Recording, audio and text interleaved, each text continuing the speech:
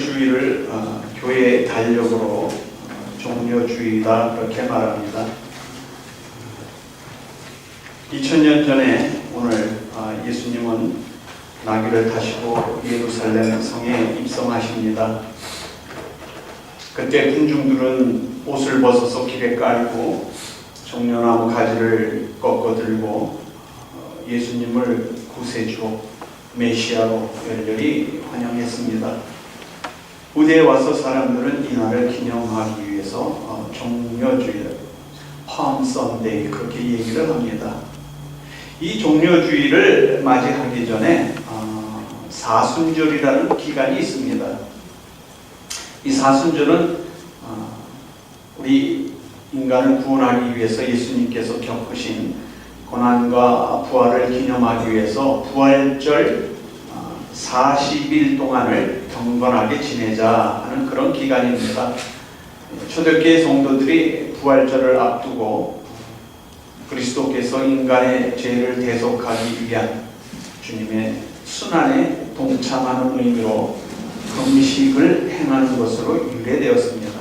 그래서 초대교회에서는 이 사순절 행사 동안에 수세기 동안 매우 엄격하게 지내왔습니다. 그래서 40일 동안 금식을 하는 그런 절기를 지켰습니다. 그러다 세월이 조금씩 지나면서 이 금식을 40일 금식을 물만 먹고 하는 것 일반 사람들이 일하면서는 너무 힘들다. 그래서 저녁 한 끼만 먹으면서 하자. 그래서 저녁 한 끼만 먹고 40일 동안을 지냈습니다. 물론 생선이나 육류나 이런 거는 먹지 않고 거기에 우유나 계란 정도까지도 금하는 철저한 그런 그 금식을 실천하다가 8세기를 지나면서 많이 완화되었습니다. 그래서 14세기 정도에 와서는 금식 대신에 절식, 고기 종류나 생선 종류를 먹지 않고 15세기에 와서는 이제는 점심도 먹고 저녁도 먹자 하는 그런 것으로 해서 그 사순절이 종교적인 관습이 됐습니다. 저녁 시간에도 저녁을 간단히 식사가 허용되고 그 다음에 오락은 금지가 됐습니다. 그래서 40일 동안은 예수 그리스도의 우리를 위한 그런 고난을 생각하자. 그래서 오늘날에는 캐톨릭이나 일부에서 우리 개신교 쪽에서는 그 성공회나 감리교 측에서 사순절을 많이 지내고 나머지 교단에서는 사순절을 별로 그렇게 중요하게 행치 않고 단지 기도와 명상을 하면서 지내다가 이제 오늘부터 이어지는 고난주일 행사만을 대개 중점적으로 지내고 있습니다. 이 40일 동안의 그 사순절 기간의 시작은 재의 수요일이다 하는 것으로 시작을 합니다. 그러면 재의 수요일이나 뭐냐? 이 사순절을 알리는 첫날을 얘기합니다. 그래서 40일의 그 사순절을 지나면서 첫날 금년에는 2월 18일이 사순절의 시작이었습니다. 그래서 이 고난의 그 사순절의 첫날을 계기로 해서 계속 시작을 해서 재의 수요일이다. 그래서 이 재의 수요일은 지금 우리가 보면은 이 종려나무, 이 팜트리를 이렇게 데코레이션을 해놨죠. 이렇게 행사에 쓰여진 이 팜트리가 이제 버리지 않고 이것을 모아놨다가 마른 다음에 이것을 불에 태웁니다. 그래서 불에 태워서 이것을 재로 만들어서 그 만드는 재를 그릇에 담아놨다가 사순절이 시작되는 부활절 40일 전에 재수요일 시작되는데 행사로서 교회 행사로서 이마에 그 태운 재로 십자가를 긋는 그런 행사를 캐톨릭에서 하고 있습니다. 이런 그 사순절 행사 또 재수요일 행사 이런 것을 다 지내고 이번 주일은 이제 고난 주간의 첫날인 종려주일 혹은 고난주일 그렇게 얘기를 합니다. 예수님이 나귀를 타고 입성하신 날입니다. 군중들이 옷을 벗어서 깔고 종려나무 가지를 꺾어 들고 호산나 다윗의 왕으로 오시는 이여, 이렇게 해서 예수님을 환영합니다. 그 예수님을 환영하는 입성이 바로 이번 주에 예수님께서 두 제자를 보내셨습니다. 그리고 말씀하셨습니다. 맞은편 마을로 가라. 그곳에 들어가면 아무도 타보지 않은 나귀 새끼 한 마리가 메어있는 것을 볼 것이다. 그것을 풀어 이리 끌고 오라. 나귀 주인님이 말해 왜 나귀를 부시오 하고 묻거든 주님께서 필요하시답니다 라고 말하라 라고 지시하셨습니다. 예수님께서 말씀하신 대로 나귀 새끼를 발견했습니다. 그들이 나귀 새끼를 부르자 주인님 왜 나귀 새끼를 부시오? 제자들이 대답했습니다. 주님께서 필요하시답니다. 그리고 나귀의 등에 자신들의 겉옷을 벗어펴고 예수님을 태웠습니다. 예수님께서 가실 때 사람들이 환호하며 자신들의 겉옷을 벗어 길에 펼쳤습니다. 예수님께서 감람원이라는 산 비탈길 가까이 오셨을 때 모든 제자들이 기뻐하며 큰 소리로 하나님을 찬양하였습니다. 주님의 이름으로 오시는 왕에게 복이 있다. 하늘에는 평화, 가장 높은 곳에는 영광. 찬양은 끊이질 않았고 사람들 사이로 번져 모두 하나가 되어 예수님을 왕으로 높였습니다. 예수님, 그분은 가장 높은 곳의 왕께서 가장 낮은 자의 모습으로 이 땅에 오셔서 이스라엘의 왕으로 예루살렘으로 입성하셨습니다.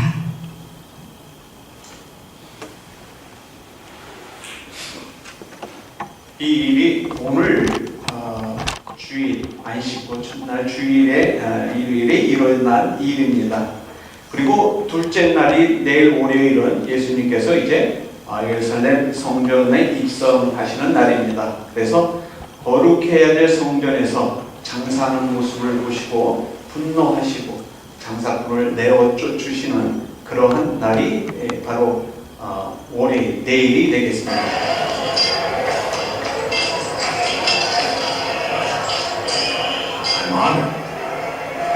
My house shall be called a house of prayer, says the Lord. But you have made it a den of thieves. It is written in the scriptures, I desire mercy, not sacrifice.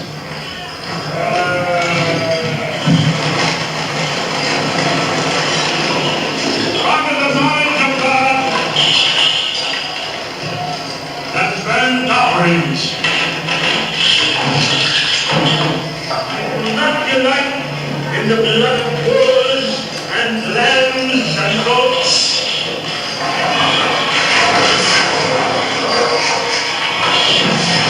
Do not buy or sell in the house of the Lord.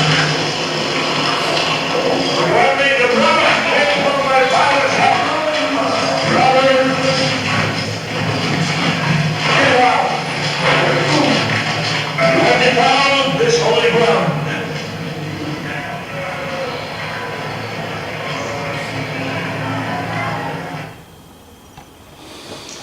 그리고 셋째 날인 모레 화요일은 예루살렘 성을 내려다보시며 눈물을 지으신 날입니다.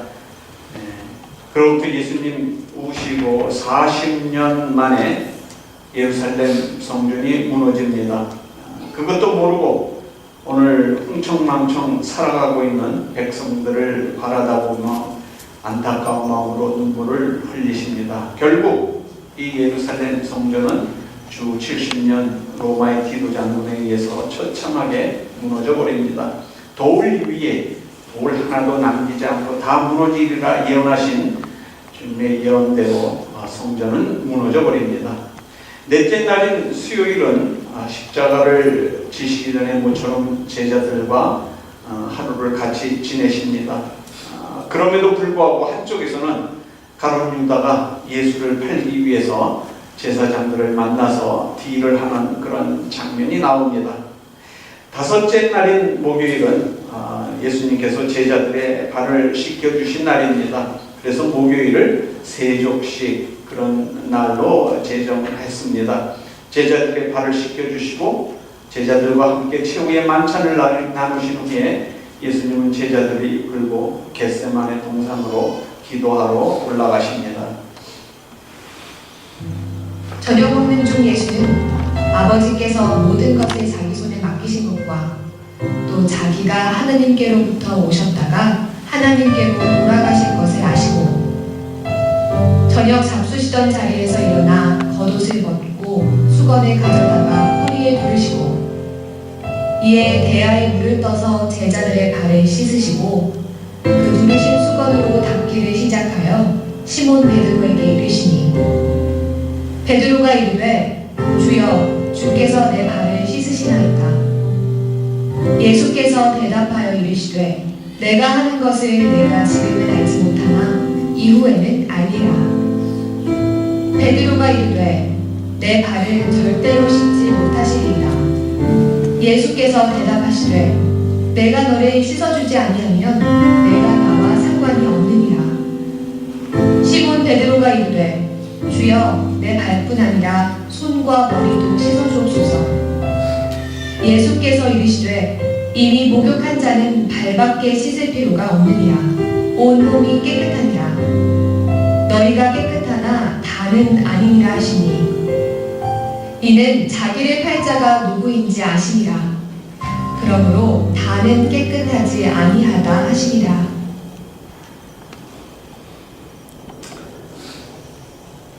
그리고 여섯째 날인 금요일, 이 금요일은 성금요일이라 그렇게 얘기를 합니다. 예수님이 십자가를 지시는 날입니다. 예수님은 체포돼서 가야바 법정에서 신문 받으시고 빌라도 법정에서 다시 신문을 받으시고 마침내는 군중들에게 맡겨져서 가시관을 쓰시고 붉은 제수복을 입으시고 십자가를 지시고 골고다에서 돌아가십니다. 이렇게 해서 기독교를 말할 때 십자가를 빼놓을 수가 없는 겁니다. 십자가는 우리가 액세서리로 목에 거는 또 데코레이션으로 하는 아름다운 십자가가 아니라 한번 올라가면 살아서는 내려올 수 없는 죽음의 십자가입니다. 로마 시민권을 가진 자는 너무 흉측해서 그 십자가에 매달지 않고 이방인이나 노예들이나 이런 사람들만 매다는 곳에 예수님 매달리셨습니다. 그 뒤부터 사람들은 고난을 얘기할 때 언제든 십자가를 얘기합니다. 얼마 전에 인터넷에서 유머 안에 읽어보니까 그런 말이 있더라고요. 중 3명이서 이제 절에서 하는 행사를 가지고 의논하다가 누가 어려운 일을 그만둬서 하겠느냐 해서 서로 네가 해라 네가 해라 그랬더니 중3 중에서 한 사람이 그래 그럼 내가 십자가를 짓게 그렇게 얘기를 하더랍니다. 이래서 십자가는 자기 고난 아니라 남의 고난까지도 내가 짊어지는 것으로 그렇게 지금까지 얘기를 해놓으려고 있습니다.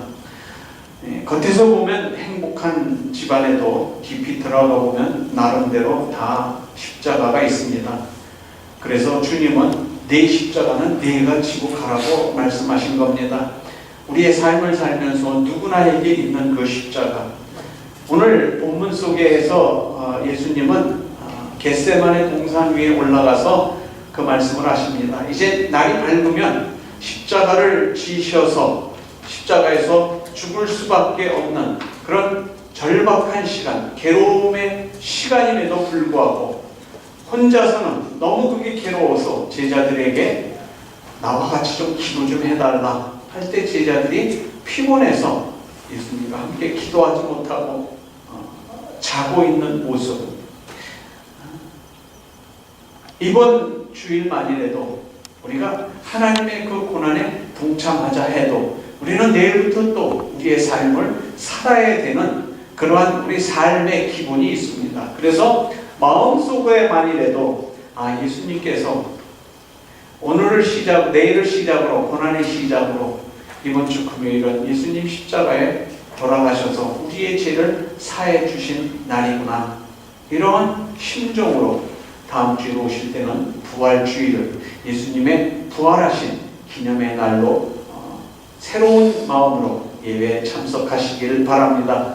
우리는 겟세마네 동산에서 피땀 흘리며 기도하시는 주님의 안타까운 모습을 오늘 말씀에서 볼 수 있었고, 십자가 위에서 죽어가며 부르짖는 절규를 음성을 우리는 들을 수 있어야 하는 겁니다. 이제 우리 마지막 4번짜리 고난주간 영상 보시고 말씀을 마치도록 하겠습니다.